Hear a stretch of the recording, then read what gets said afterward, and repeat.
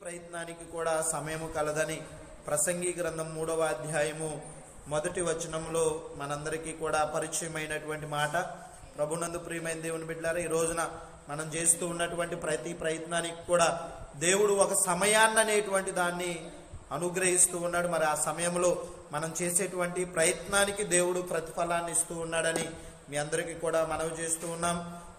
ప్రయత్నాలలో 2 రకాలు ఉన్నాయి. మొదటి రకం ఏంటి అంటే చెడుగా చేసేటువంటి ప్రయత్నాలు, రెండవ రకం ఏంటంటే మంచిగా చేసేటువంటి ప్రయత్నాలు. ఆ 2 అంశాల గురించి రాత్రికాల సమయంలో కొన్ని ఉపమానాలు మనం తెలియపరుచుకున్నాం. ఎందుకంటే కోతి తాను పట్టుకున్నటువంటి ఆహారాన్ని విడిచిపెట్టేటువంటి ప్రయత్నం కనుక చేస్తే తనను తాను కాపాడుకునేదని, అదే రీతిగా మరి ఒక వ్యక్తి తను మంచిగా ఒక సేవకుడు తన సేవా పరిచయం చేస్తూ ఉన్నటువంటి సందర్భంలో ఆత్మల కొరకు ప్రయత్నం చేస్తూ ఉన్నటువంటి సందర్భంలో ఆ ప్రయత్నం ఏమాత్రం కూడా విఫలం అవ్వకుండా అనతి కాలంలోనే ప్రపంచాన్ని ప్రభావితం చేసేదిగా ఆ ప్రయత్నం అనేటువంటిది ఉన్నదని, అదే రీతిగా కొన్ని ప్రయత్నాలు అంటే చెడు రకాలైనటువంటి ప్రయత్నాలు, ఎదుటివారు క్షేమము చూసి ఓర్చుకోలేక వారు క్షేమాన్ని భంగం కలిగించాలని, వారిలో ఉన్నటువంటి సమాధానాన్ని తీసివేయాలని అనేకులు వారి మధ్య ఆ బంధాన్ని చెడగొట్టాలని చాలా మంది ప్రయత్నం చేస్తూ ఉంటారు. అవి ఏమాత్రం కూడా మంచి ప్రయత్నం కాదు, చెడు ప్రయత్నం. కాబట్టి ఈ రాత్రికాల సమయంలో మనం తెలుసుకోవలసినటువంటి విషయం ఏంటి అంటే మనం చేసేటువంటి ప్రయత్నం మంచిదా చెడ్డదా, ఏ రీతిగా మనం ప్రయత్నం చేయకూడదు అనేటువంటి అంశాన్ని బట్టి మనం ఈ రాత్రికాల సమయంలో వాక్య రూపంగా మనం మాట్లాడుకుందాం. ప్రియమైన దేవుని బిడ్డలారా, ఈ రోజున మనం అనేకమైనటువంటి ప్రయత్నాలు చేస్తూ ఉన్నాం. మంచి ప్రయత్నం అయితే దేవునికి స్తోత్రం. మంచి ప్రయత్నం అయితే దేవుడు నీకు మంచి రిజల్ట్ని ఇవ్వబోతూ ఉన్నాడు. అదే ఒకవేళ చెడు ప్రయత్నం కనుక మనం చేస్తే మనం ఏ ప్రయత్నం అయితే చేస్తూ ఉన్నామో ఆ ప్రయత్నమే మన తల మీదకి రాబోతూ ఉందని మీ అందరికీ కూడా మనవి చేస్తూ ఉన్నాం. కొన్ని చెడు ప్రయత్నాలు చేసినటువంటి వారు బైబిల్ గ్రంథంలో ఉన్నారు.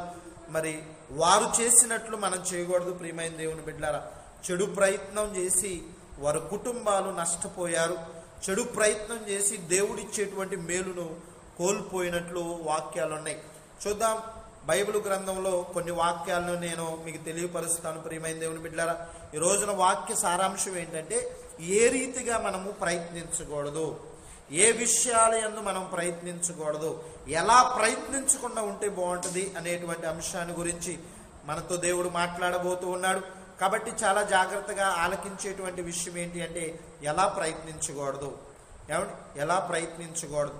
చూడండి, ఒక రాజ్యంలో ఒక రాజు ఉన్నాడంట. ప్రియమైన దేవుని బిడ్డలారా, చెప్పేది ఉపమానం కాదు, బైబిల్లో ఉన్నటువంటి వాక్యమే.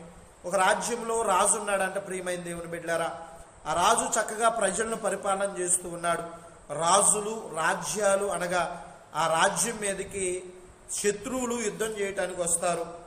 ఆ రాజ్యం మీదకి ఎప్పుడు యుద్ధం చేయాలా, ఆ రాజ్యాన్ని ఎప్పుడు సొంతం చేసుకోవాలని శత్రు రాజులు ఎదురు చూస్తూ ఉంటారు. ప్రియమైన దేవుని బిడ్డలారా, అదే రీతిగా దాన్ని మన జీవితానికి అనువర్తించుకున్నట్లయితే చక్కగా ఉన్నటువంటి మన జీవితాల్లో అసమాధానాన్ని కలగచేయడానికి, చక్కగా ఉన్నటువంటి మన జీవితాల్లో తొందరపాట్లు రావడానికి సాతానుడు కూడా అదును చూస్తూ ఉంటాడు. ప్రియమైన దేవుని బిడ్డలారా, సాతానుడు కూడా అవకాశాలను చూస్తూ ఉంటాడు. ప్రియమైన దేవుని బిడ్డలారా, అవకాశాన్ని చూసి వాడు కూడా మన మీద ఏం చేస్తూ ఉంటాడు అంటే మన యొక్క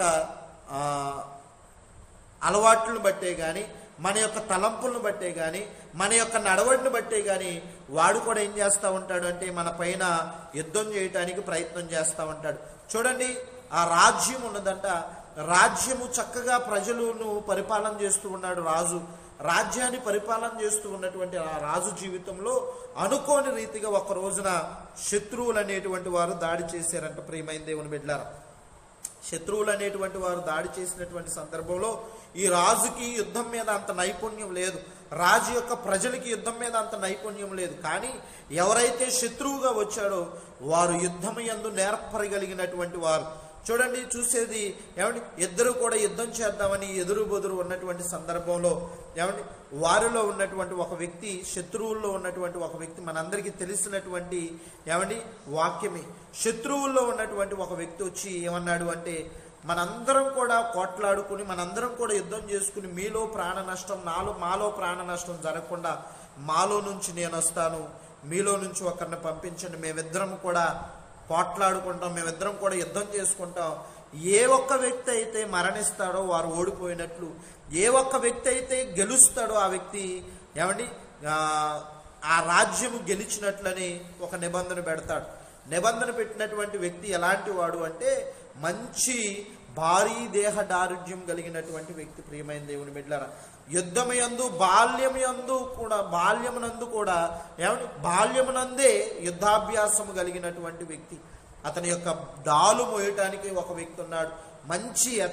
మంచి యుద్ధ నేర్పరి అయినటువంటి ఆ వ్యక్తి ఆ సవాలు విసిరినప్పుడు ఆ వ్యక్తిని చూసినటువంటి వారందరూ కూడా చెట్టుకొకరు పుట్టకొకరు అయిపోయినటువంటి పరిస్థితి. ప్రియమైన దేవుని బిడ్డలారా, ఈ రోజున మనం కూడా చాలా సందర్భాలను చూస్తూ ఉంటాం. దుష్టుడు మన జీవితాల్లో యుద్ధం ప్రకటించినటువంటి సందర్భంలో ఏమండి మనం ఎవరి వైపు చూస్తూ ఉంటాము అంటే దేవుని వైపు చూసేటువంటి వారంగా కాకుండా ఏమండి దుష్టుడు ప్రయోగించేటువంటి ఆ సమస్య వైపే చూస్తూ ఉంటాం. ప్రియమైన దేవుని బిడ్డలారా, కాబట్టి చాలా జాగ్రత్తగా ఆలకించవలసినటువంటి విషయం ఏంటి అంటే అక్కడ ఉన్నటువంటి ప్రజలందరూ కూడా ఎవరి వైపు చూడటం ప్రారంభించారంటే ఏమండి ఆ యొక్క బలవంతుడైనటువంటి యుద్ధమయందు నేర్పరి అయినటువంటి ఆ వ్యక్తి వైపు చూడటం ప్రారంభించారు. కానీ బలవంతుడైనటువంటి దేవుడు మాకున్నాడని ఎవరు కూడా దేవుని వైపు తిరగలేదు. ప్రియమైన దేవుని బిడ్డలారా, ఈవెన్ రాజు కూడా దేవుని వైపు తిరగలేదు.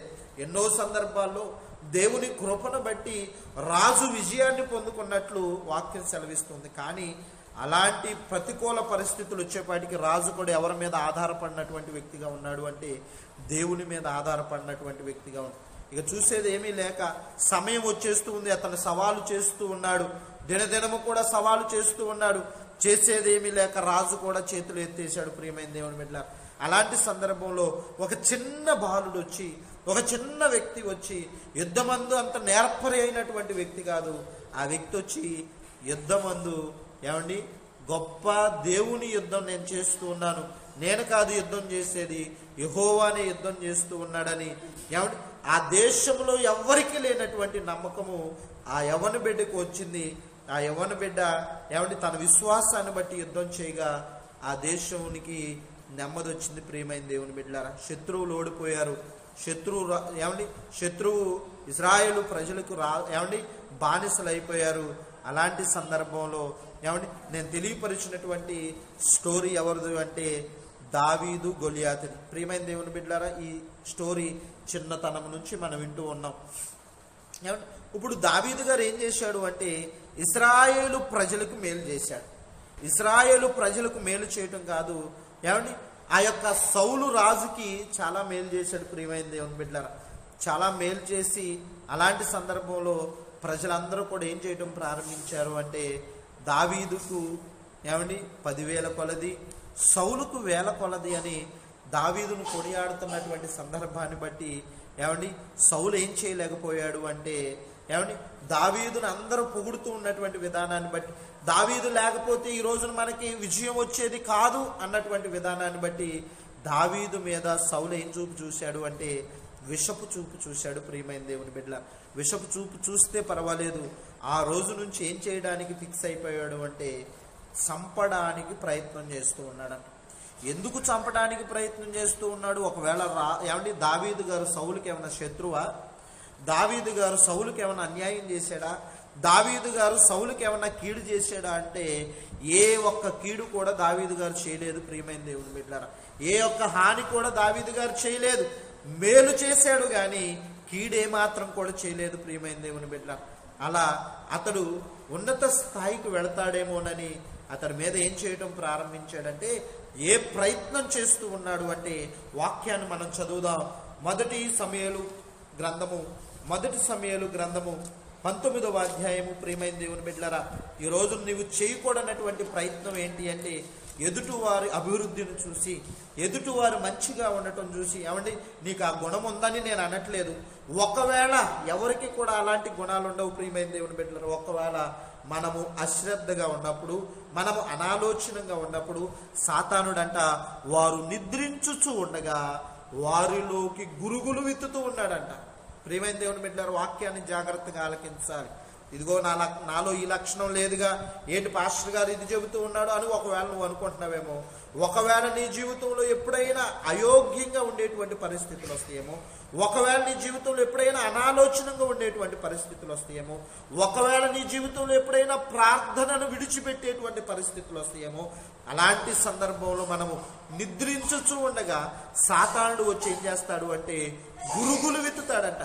ఏ గురుగులు విత్తుతాడు అంటే అసూయ అనేటువంటి గురుగులు విత్తుతాడు.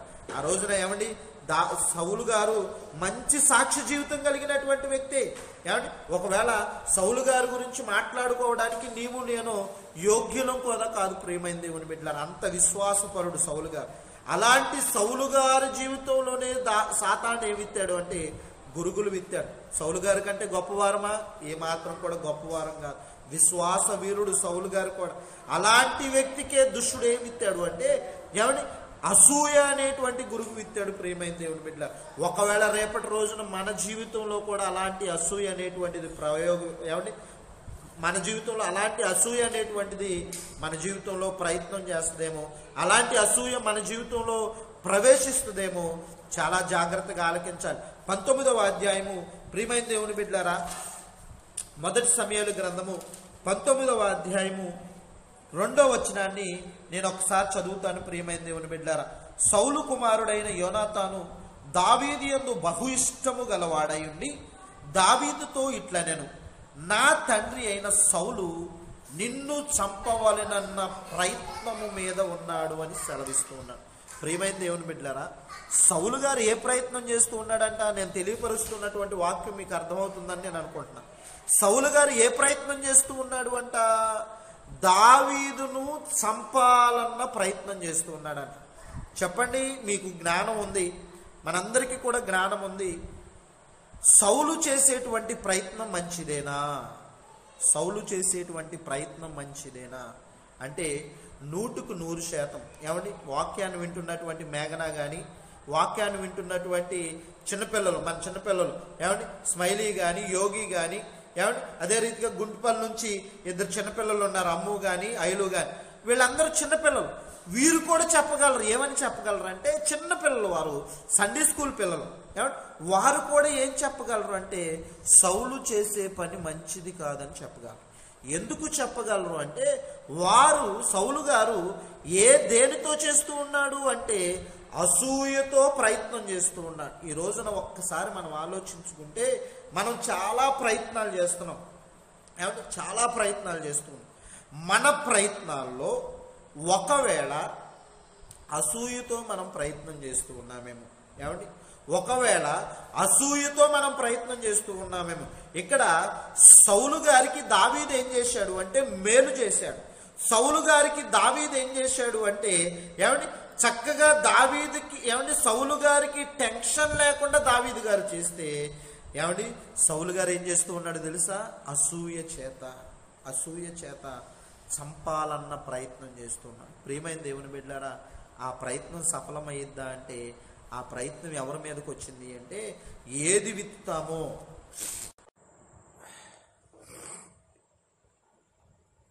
అని నేను తెలియపరచట్లేదు, కానీ మీలో నేను ఆ గుణలక్షణము ఉన్నది అని తెలియపరచట్లేదు. కానీ ఒకవేళ అంటున్నాను ప్రియమైన దేవుని బిడ్డలారా, ఒకవేళ రానున్నటువంటి దినాల్లో సాతానుడైనటువంటి వాడు, దుష్టుడైనటువంటి వాడు మనము నిద్రించుచు ఉండగా, మనము అయోగ్యంగా ఉన్నప్పుడు ఒకవేళ అసూయ అనేటువంటి విత్తనాన్ని మనలో వేస్తాడేమో. జాగ్రత్తగా ఆలకించు ప్రియమైన దేవుని బిడ్డలారా. ఎందుకంటే ఎప్పుడు నువ్వు దీవించబడతావు, నువ్వు ఆశీర్వించబడతావు అన్నటువంటి మాటల వల్ల నీకెంత మేలు జరిగిద్దో తెలియదు. కానీ ఒకవేళ ఇలాంటి మాటలను కనుక నీ హృదయంలో, నా హృదయంలో ఉంచుకోగలిగితే, అలాంటి పరిస్థితులు వచ్చినప్పుడు నిజమే కదా, దావీదు మీద ఏ ప్రయత్నం చేశాడు సౌలు అంటే చంపాలన్న ప్రయత్నం చేశాడు. ఆ ప్రయత్నం వల్ల సౌలు ఏం పొందుకున్నాడు అంటే యావత్ కుటుంబాన్ని కూడా కోల్పోయినటువంటి పరిస్థితి. ఒక్క కుంటివాడు తప్ప కుటుంబాన్ని అంతటినీ కూడా, కుంటివాడు అక్కడ తప్ప, మెఫీబోషేతు అనేటువంటి ఏమండి కుంటివాడు అక్కడ తప్ప కుటుంబాన్ని అంతటినీ కూడా కోల్పోవలసి వచ్చినటువంటి పరిస్థితి కేవలం ఏ ప్రయత్నం వల్ల అంటే అసూయతో చేసినటువంటి పరిస్థితి వల్ల. చూడండి, మా ఊర్లో ప్రియమైన దేవుని బిడ్డలారా, ఒక తల్లి ఉంది. ఆ కుటుంబానికి వివాహ సంబంధానికి పెండ్లి కుమారుడు తరపున వాళ్ళు వచ్చారు. ప్రియమైన దేవుని బిడ్డలారా, పెండ్లి కుమారుడు తరపున వాళ్ళు వివాహ సంబంధానికి వచ్చినటువంటి సందర్భంలో పిల్లని చూసుకున్నారు. పిల్లని చూసుకున్న తర్వాత పిల్ల నచ్చిన తర్వాత వాళ్ళు ఏమన్నారు అంటే, మేము ఇంటికి వెళ్ళి ఫోన్ చేస్తామమ్మా అన్నారు. ఫోన్ చేస్తామని మగపిల్ల తరపునటువంటి పెళ్లి సంబంధం వారు బయలుదేరి వెళుతూ ఉండగా ఏమండి ఒక కుటుంబం వారు ఏం చేశారంటే వీళ్ళ కోసం కాపేశారు. ప్రియమైన దేవుని బిడ్డ, ఎందుకు కాపేశారు అంటే ఏమండి వాస్తవానికి ఎవరింటికైతే పెళ్లి సంబంధం వారు వెళ్ళారో ఆ ఇంటి వారు అంటే కాపు వేసినటువంటి ఇంటి వారికి పడదు, గిట్టదు. ప్రియమైన దేవుని బిడ్డలారా, అలాంటి పరిస్థితిని బట్టి ఏం చేశారు అంటే ఈ సంబంధాన్ని ఎలా అయినా చెడగొట్టాలని, ఈ సంబంధాన్ని ఎలా అయినా ఆటంకపరచాలని వాళ్ళు ఏం చేశారు అంటే లేనిపోయినవి చెప్పి ఆ సంబంధం చెడిపోయే విధంగా చేశారు. ఏమంటే చెడిపోయే విధంగా చేసిన తర్వాత ఏమంటే కొంతకాలానికి ఏం చేశారు అంటే ఎవరైతే చెడగొట్టారో ఏ ప్రయత్నం చేశారు, వాళ్ళు అసూయ చేత చెడగొట్టేటువంటి ప్రయత్నం చేశారు. ఏ ప్రయత్నం అయితే ఎవరైతే ఆ ప్రయత్నం చేశారో వాళ్ళు మరలా ఏం చేశారంటే, అయ్యా ఆ సంబంధం ఎట్లాగో చెడిపోయింది కదా, మా ఇంట్లో మా అమ్మాయి ఉంది, మా అమ్మాయిని నీ ఇష్టమైతే మా అమ్మాయిని చేసుకోయా అన్నారు. సరే, ఆ ప్రయత్నం సఫలమైంది, వివాహం చేసేసుకున్నారు. వివాహం చేసేసుకున్న తర్వాత ప్రియమైన దేవుని బిడ్డలారా, ఎవరినైతే వివాహం చేసుకున్నారో, ఎవరికైతే చెడిపోయిందో సంబంధం, వాళ్ళకు మంచి సంబంధం వచ్చింది. ప్రియమైన దేవుని బిడ్డలారా, జీవితంలో చక్కగా సెటిల్ అయిపోయారు. ఎవరైతే వివాహం చెడగొట్టి ఏమండి ఆ పిల్లవాడిని చేసుకున్నారో ఏమండి ఆ పిల్లవాడు ఎలాంటి వాడు అంటే పచ్చి త్రాగుబోతు, పచ్చి తిరుగుబోతు. ప్రియమైన దేవుని బిడ్డలారా, పిల్ల మంచిదే, కానీ తల్లిదండ్రులు చేసినటువంటి ఆ చెడు ప్రయత్నం వల్ల ఆ ప్రభావం ఎవరి మీద పడింది అంటే పిల్లల మీద పడింది. ప్రియమైన దేవుని బిడ్డలారా, పిల్లల మీద పడి ఆ చెడు ప్రయత్నం, అసూయతో చేసినటువంటి ప్రయత్నం ఆ పిల్ల జీవితము ఏమండి బూడిదలో పోసిన పన్నీర్ అయింది అంటారు చూసారా, అలాంటి పరిస్థితికి అయిపోయింది. ఇప్పుడు ఎవరు చేసుకున్నారు, స్వయానా వారు చేతులారా వారే చేసుకున్నారు. ఏమంటే వాక్యపరంగా మీతో మాట్లాడాలి అంటే ఏమంటే హామాను అనేటువంటి వ్యక్తి మొర్దెకై మీద అసూయ చేత ఒక ఉరికంబాన్ని సిద్ధపరిచారు. జాగ్రత్తగా ఆలకించండి. హామాను అనేటువంటి వ్యక్తి మొర్దెకై కొరకు ఎత్తైనటువంటి ఉరుకంబాన్ని సిద్ధపరిచాడు. దేంతో ప్రయత్నం చేశాడు అంటే అసూయ చేత ప్రయత్నం చేశాడు. ప్రియమైన దేవుని బిడ్డలారా, అసూయ చేత ప్రయత్నం చేసినటువంటి ఆ హామాను తన కుటుంబంతో సహా ఏ ఉరికంబాన్ని అయితే తయారు చేశాడో అదే ఉరికంబం మీద తయారు చేసినటువంటి వాడే మరణించాడు. ప్రియమైన దేవుడు తయారు చేసినటువంటి వాడు బిడ్డలే మరణించాడు. కాబట్టి ప్రియమైన దేవుని బిడ్డలారా, ఏదైతే విత్తుతామో, మంచి మొక్క విత్తితే, మామిడి మొక్కను విత్తితే మామిడి ఫలాలు తినొచ్చు మనం. ఏమండి గన్నేరు మొక్కను విత్తితే గన్నేరు ఫలాలు తినాల్సి వస్తుంది. జాగ్రత్తగా ఆలకించండి. మంచి ప్రయత్నాన్ని గనక మనం ప్రారంభిస్తే దేవుడు ఏదో ఒక రోజున నీ మంచికి ప్రతిఫలాన్ని ఇస్తాడు. ఒకవేళ చెడుగా మనం ప్రయత్నం చేస్తూ ఉంటే, ఎదుటివారంటే అసూయతో మనం ప్రయత్నం చేస్తే హామాను ఏమైపోయాడు. ప్రియమైన దేవుని బిడ్డలారా, మీ అందరికీ తెలిసినటువంటి వాక్యాలే. హామాను ఏ ప్రయత్నం చేశాడో తెలుసా? మంచి ప్రయత్నం అంటారా? ఏమాత్రం మంచి ప్రయత్నం కాదు. మొర్దెకై కొరకు ఉరికంబాన్ని సిద్ధపరిచాడు. అదే ఉరికంబం మీద ఏమండి మొర్దెకైకి బదులు హామాను మరణించాడు. ప్రియమైన దేవుని బిడ్డలారా, జాగ్రత్తగా ఆలకించండి. భవిష్యత్తులో ఈ రోజున నీకు అసూయ అనేటువంటిది లేదు. ఏమండి అసూయ మనల్ని ఏం చేస్తుంది అంటే కృషించిపోయే విధంగా చేస్తుంది. ప్రియమైన దేవుని బిడ్డలారా, మనలో ప్రవేశించినటువంటి అసూయ ఎదుటివారి మీద మనకి అసూయ ఉంటది, కానీ మనల్నే తినేసేటువంటిదిగా అసూయ ఉంటుంది. ప్రియమైన దేవుని బిడ్డలారా, చూడండి, గనుడైనటువంటి యోనాతానును పోగొట్టుకున్నాడు సౌలు అసూయ ప్రయత్నం వల్ల. గనులైనటువంటి వారందరినీ కూడా పోగొట్టుకున్నాడు, రాజ్యాన్ని పోగొట్టుకున్నాడు సౌలు. జాగ్రత్తగా ఆలకించండి. ఈరోజు నీకు అసూయ లేదు. ఒకవేళ రేపటి దినాన్న నువ్వు అయోగ్యంగా అనాలోచనగా ఉన్నప్పుడు అసూయ అనేటువంటిది దుష్టుడు గనక నీలో వేస్తే విన్నటువంటి వాక్యాన్ని ఎప్పటికీ మర్చిపోవద్దు. ప్రియమైన దేవుని బిడ్డలారా, అసూయతో నువ్వు ప్రయత్నం చేసేవా, ఏ అసూయ చేత నువ్వు ప్రయత్నం చేస్తూ ఉన్నావో అదే అసూయ నీ మీద ఎలుబడి చేస్తుంది. ప్రియమైన దేవుని బిడ్డలారా, వివాహం ఘనంగా చేశారు. ఘనంగా చేసిన తర్వాత ఏమండి 3 నాళ్ళ ముచ్చటగా ఆమె కాపురం అయిపోయింది. ఏమండి 4 రోజులు అత్తవారింటికాడుంటే 26 రోజులు ఏమండి తల్లి ఇంటికాడ. ఏమండి కేవలము దేనివల్ల తెలుసా? ఆ విధానం అసూయ వలన. కాబట్టి జాగ్రత్తగా ఆలకించండి. దేని ద్వారా మనం ప్రయత్నం చేయకూడదు అంటే అసూయ ద్వారా మనము ప్రయత్నం చేయకూడదు ప్రభునందు ప్రియమైన దేవుని బిడ్డలారా. కాబట్టి జాగ్రత్తగా ఆలకించండి. ఒకవేళ ఇప్పటికే అసూయ వలన ఏమండి మీరెవరు అలాంటి విధానంలో ఉండుండరు. ఒకవేళ అలాంటి విధానాన్ని మన జీవితంలో ఎప్పుడైనా ప్రయోగించినట్లు మనకు జ్ఞాపకం వస్తే, ఇదిగో ఎదుటివారికి హాని చేయాలని, ఎదుటివారికి నష్టం చేయాలని లేనిపోయినటువంటి మాటలు వారి మీద వీరి మీద మనం ఒకవేళ చెప్పినట్టు జ్ఞాపకం వస్తే దేవుని పాదాల యొద్ద ఒప్పుకో ప్రియమైన దేవుని బిడ్డలారా. దేవుడు నీకు నాకు విడుదలను కలగజేస్తాడు. ఎందుకంటే ఒప్పుకుంటే ఎలాంటి పాపాన్నైనా, ఒకవేళ నువ్వు ఒప్పుకోకపోతే దేవుడు నీతో నాతో మాట్లాడుతున్నాడు. మనం చేసినటువంటి ఆ ప్రయత్నాన్ని, ఆ చెడ్డ ప్రయత్నాన్ని కనుక మనం ఒప్పుకోకపోతే అది రేపటి రోజున మన కుటుంబం మీద ఏలుబడి చేస్తుంది. అది ఏలుబడి చేయకముందలే ఈ రాత్రికాల సమయంలో విన్నటువంటి వాక్యాన్ని బట్టి ప్రభువా నిజమేనయ్యా, ఇదిగో ఫలానా వ్యక్తి మీద అసూయ చేత లేనిపోయిన మాటలు వారికి చెప్పానయ్యా, వారిద్దరి మధ్య ఉన్నటువంటి సత్సంబంధాన్ని నేను చెడగొట్టానయ్యా, ఇదిగో ఒకవేళ అది నా కుటుంబం మీద ఏలుబడి చేస్తుందేమో అని నీవు ఈ రాత్రికాల సమయంలో గనక ఒప్పుకోగలిగితే ఆ తప్పును దేవుడు క్షమించి ఆ చెడ్డ ప్రతిఫలాన్ని నీ కుటుంబం మీదకి రానివ్వకుండా దేవుడు ఆపుతాడని ప్రభు పేరిట మీ అందరికీ మనవి చేస్తున్నాను. మరలా రేపటి కాలమందు మరి ఏ రీతిగా మనము ప్రయత్నం చేయకూడదు అనేటువంటి మరి 2 అంశాలను మనము రేపటి కాలం